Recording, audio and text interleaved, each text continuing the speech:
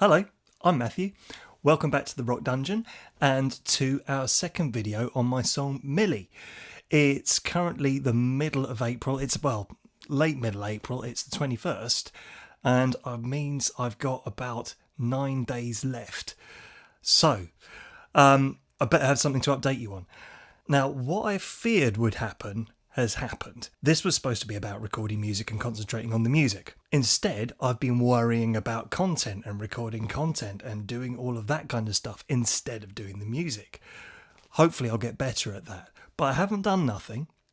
So the first thing that I did was I erected a high-tech vocal booth, which I can explain a little bit more here.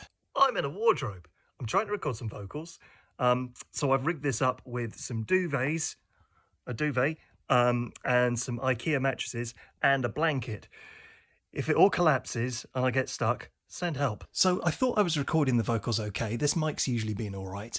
But there was this weird distortion happening on a couple of the words, like again and away, that A sound. I tried another mic and tried backing down the volume, tried raising the volume. Then I realised it was just my voice. I've got this kind of odd grain. I've been wanting a grain in my voice for years. The choir boy in me always wanted to have a little bit of grit in there. It turns out I've got some just on very strange particular words. So that was a bit of a surprise. So I'm just rolling with it. So if it sounds a little bit distorted on that, that's what's going on. It's inbuilt distortion.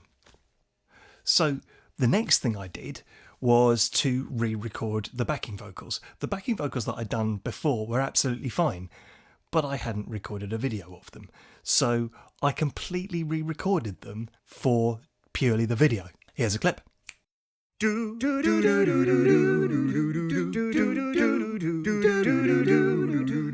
Yeah. Then, having recorded and edited the main vocal, I re-recorded it again, purely so that I could get another video. I was just horsing around and sort of gurning for the camera a little bit, which you'll see in a second.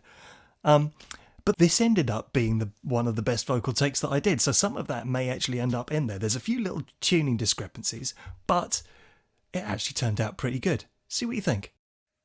But then we met and it was fate. We started talking and the years just fell away. Her eyes still sparkled like they used to when she said, won't you come around and play with me again? And with one flick of her hair, all the guys just stand and stare, but they're just wasting time, 'cause I am hers and she is mine, and I go home each day, a silly grin upon my face, remembering when Millie came to play. The last thing I did was to add some percussion, shaking a packet of Bisto. I'd love to show you the packet of Bisto close up, but it's actually propping up my camera that you're viewing me on, so I can't. Anyway, here's a clip of that.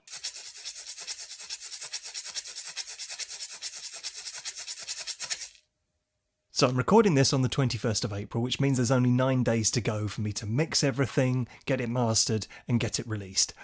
I don't know whether I'll do it in time, but at least it's going to concentrate the mind. I'll probably try and mix it really, really quickly, which might actually end up being a good thing. Let's see how we go.